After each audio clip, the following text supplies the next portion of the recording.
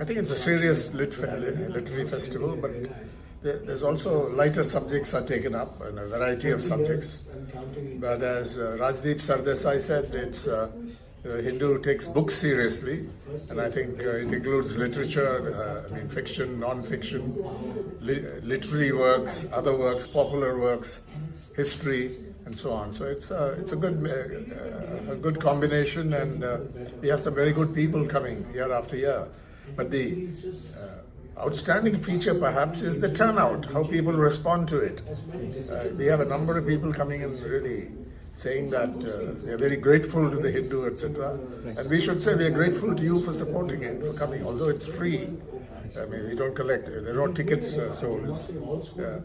People have to make an effort to come, and they come in large numbers, which I think is very encouraging for an event. Right, sir. So, what are the 3 books that you would recommend to our readers and viewers? Venki Ramakrishnan's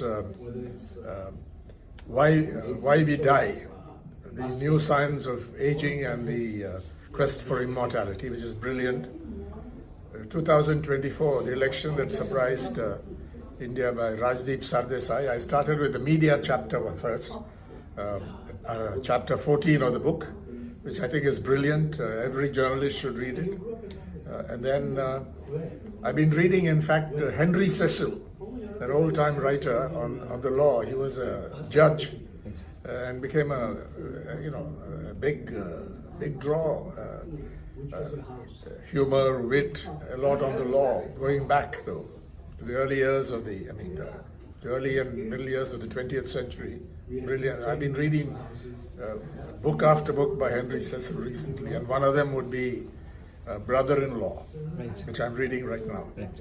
So, sir, this session will be about Rajdeep's book on the 2024 elections. We know that the 2024 election was, again, an election of personalities, a battle between personalities. So, sir, do you think that this battle between personalities and not policies or work is hurting the Indian democracy? I think it hurts. It's a feature of every democracy. What about the US? They talk policy, but it's really the larger-than-life personality of Donald Trump versus the shrunken Biden who dropped out, and then Kamala Harris. That mattered a great deal. There are some differences in internal policy, but on external policy, what's the big difference between a Donald Trump and a Joe Biden? Or if Kamala Harris had become president, what would have been the difference?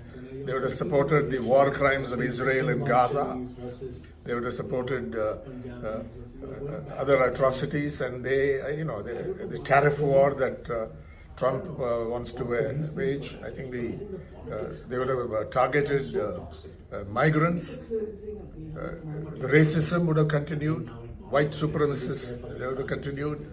A little modified by the so-called liberals. But liberalism is often, in those contexts, a hollow thing because they don't really stand up. Now, who can support Israel's war crimes and genocidal attacks on the people of Palestine, Gaza and elsewhere, and the kind of terrorism that the Israeli state carries out elsewhere, outside, in other countries, in Iran, in Lebanon, knocking out people. And who knows what they'll do to Iran. And the US policy supports it. So there's no fig leaf there to cover up their gross violation of international law, of human rights, and the sovereignty of other countries. Right, sir. So the last question, in this day and age where attention spans are as long as 15 to 30 seconds, why do you think people should read books and give their time? Should change that. It is true that young people apparently, at least so far as news is concerned, read less and less. I don't know how much you read. I'm sure you read more because you're a journalist, you need to read. And some people have it in them, inherent in them. We can't underestimate that. But it is true that surveys have shown that, as you say, attention spans are getting shorter and shorter. And people don't read news publications as they used to, unless they're studying for the civil service exams or some other thing like that. So it's the way of the world, but I think the attempt should be made to change it. But then You had Harry Potter coming up. And I don't think it's the greatest exercise in literary imagination and so on. But the kind of response that came from young people was a revelation. Several years ago, people standing outside bookshops, queuing up all night or for many hours. So with the right books, you will be able to attract attention. But it is true that attention spans, it's a huge challenge.